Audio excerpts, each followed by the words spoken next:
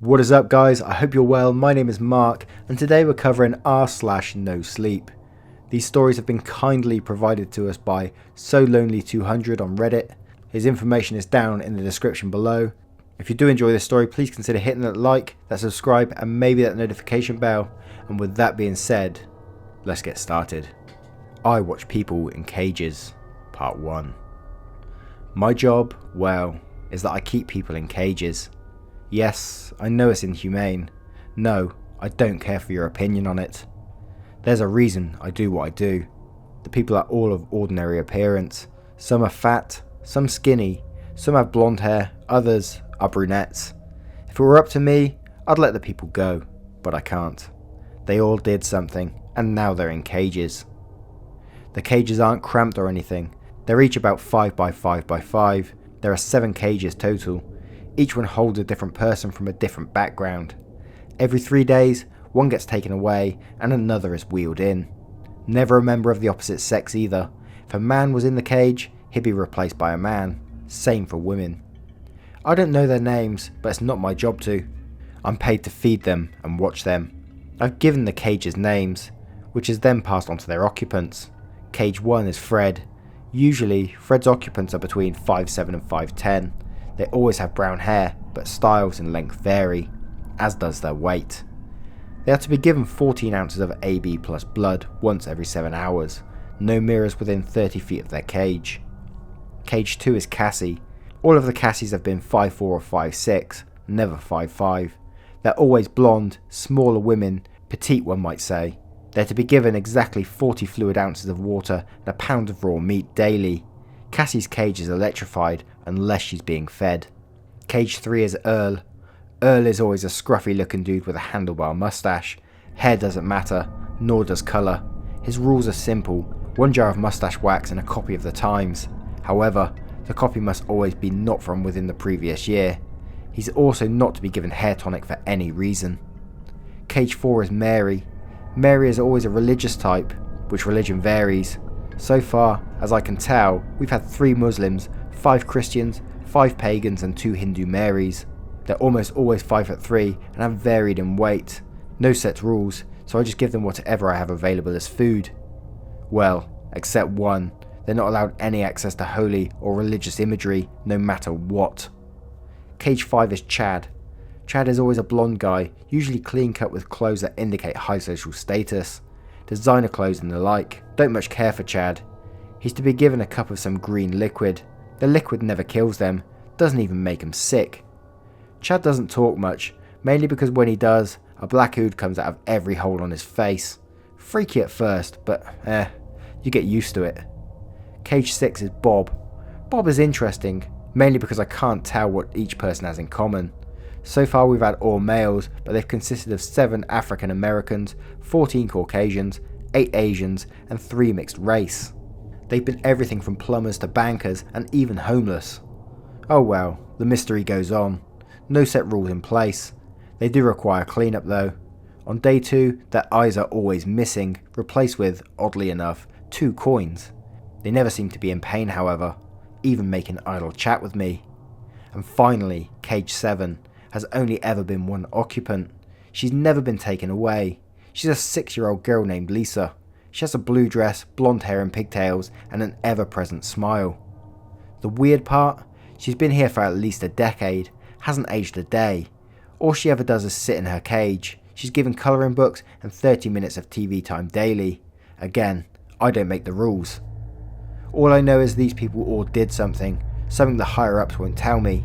So now we have the cages. The very unique and specifically made cages.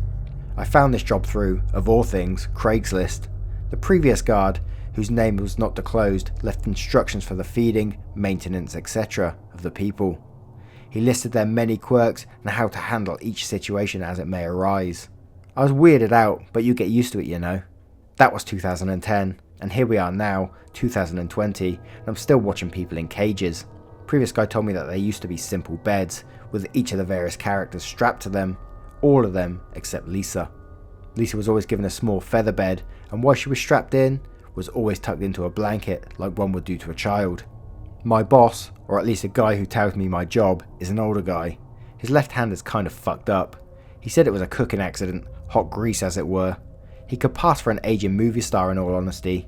Salt and pepper hair, with a voice like a knife through butter. Something is a little off about him though. I swear, I never remember his face correctly, it always looks different than I remember. Anyway, my boss, who goes by TD, told me that the previous guy held his post for 30 years. The pay is good, don't get me wrong, but 30 years? A bit long. My first day on the job, I was shown the cages and explained what would be happening with the people. All I'm allowed to know is that they did something really bad. So now they're locked away for 3 days. The beds were revoked for a reason no one has ever made clear. Something about teeth and a missing ear. Anyway. For 10 years it's remained this way. Every 3 days, someone leaves and someone enters. All except for Lisa. Every new person gets the same treatment as the one they replace. What worries me is what happened yesterday. They added an 8th cage. Part 2. Hey everyone. So a lot of you guys had some interesting theories as to why people were locked away. And while they piqued my interest, I won't investigate the matter any further. Not my job to ask questions. The installation of the 8th cage wrapped up yesterday, and today they brought in the first occupant. They brought in an old man. He wasn't even able to stand. They had to wheel him in as he was wheelchair bound. I couldn't imagine why they felt the need to lock him away. He wore an old respirator over his face, connected to an oxygen tank on his back. He looked about 90 and fit comfortably into his cage. I heard his ribs rattle with every breath as the door was locked shut. Instructions for care, as directed by TD, were 1 live rodent up to 5 pounds in weight. This was to be fed to him once per day. I think I'll call this one Bill for now. Seems fitting somehow. Today, they took another of the Freds away. 2 hours later he was replaced by a different man, but ticking the usual boxes. 5'8", brown hair, the usual. This Fred was morbidly obese, at least 400 or so pounds. Mary was saying her usual prayers and Lisa was colouring. A quiet day on the job, as they usually were. That was until feeding time. No surprises, until I got to Bill. The old man didn't even seem aware of his surroundings, if I'm being honest. He looked to be on death's door. Truthfully, I wonder what anyone in his state could have done. I tossed in a large rat, still squirming. He caught it quickly. He lifted off his mask just enough to expose his mouth and unhinged his fucking jaw like a snake. He ate it whole, bones and all. I jumped back a bit, startled by the sudden motion from a seemingly weak old man. I moved on to Bob. Bob's eyes were replaced today. Oh, by the way, feel I should mention the coins aren't the same kind of coins every time. They've been everything from American coins to Greek drachmas. Anyway, the cleanup comes in with cleaning up the blood from the replacement. Yeah, it's not as clean as I may have implied. They aren't just in his sockets, they're stitched there. There's usually quite a bit of blood. This particular Bob is an investment banker, so he claims, from Manhattan. He's a middle-aged guy, about 35 if I had to guess. This time, his eyes were a pair of 50-cent pieces, the JFK ones if I had to guess. Grabbing a mop, a bucket of water and a stun gun for Bob, I got to work. The cleanup process usually takes 20 to 30 minutes. Next was bringing Lisa a television for a allotted 30 minutes. She always preferred to watch movies like Cannibal Holocaust or The Human Centipede. Her favourite movie is a Serbian film. The TV? Well, it's one of the ones you'd see at school, like on a wheel table, strapped down. You know what I mean. She had a doll that I hadn't seen with her before. She had a teddy bear, as was part of her instructions for care. Didn't think it was important, so I didn't mention it. But this doll was new. The doll had 2 hollow sockets for eyes and chunks of black hair stapled to the head. It wore a blue dress similar to Lisa's. In place of hands, it had what appeared to be the paws of cats. It stood about 2 feet tall. Its face had a perpetual grin. Again, not unlike the young girl to whom it was in possession of. I made a note to inform the higher-ups and moved on to the next cage. Then it was grabbing an archive paper and a jar of mustache wax for Earl. He grumbled at a thank you and retreated to a corner of his cell. Fred had made a mess with his meal of human blood. Sighing, I grabbed the mop again. My job, as you can tell, is not very exciting. The worst part is the waiting. Every once in a while, one of my guests tries to escape. Thus, I have a loaded assault rifle with anti-personnel rounds next to my small desk I monitor them from. Oh, my workstation. I don't know why I haven't told you all about it. I have a desk with 14 monitors. The monitors on the bottom show the occupants in their cages. The ones on the top have vital readings. If they ever get too low or too high, I'm to press a button to call in special staff to take care of it. Again, I'm not told why they can't, but I assume it's to do with their health. But feeding them raw meat and human blood likely isn't helping matters, so I'm not entirely sure on that if I'm being perfectly honest with you. The most common breakout is the Marys. To date, 15 Marys have escaped, resulting in 42 casualties. Freds have escaped 6 times with 20 casualties. One Fred I saw drank a guy's blood like a juice box. His jugular was the straw. The rest have tried as well, but not with the success of Mary and Fred, except for Lisa, who has never tried, at least not while I've been here. My rifle is the last resort if the security fails, but thankfully I haven't needed to use it yet. So while my job's dull, I'm always on edge, especially as I don't know much about 8 yet. The weirdest part is the constant weeping I hear from 8's cage. I'm curious about the next occupant of cage 8 if I'm being honest, if there ever is one. Guess we'll find out in 3 days, huh? Or whenever they move him out.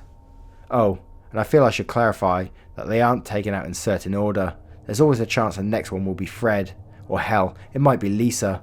Point is, there's no set rotation. They're just taken randomly.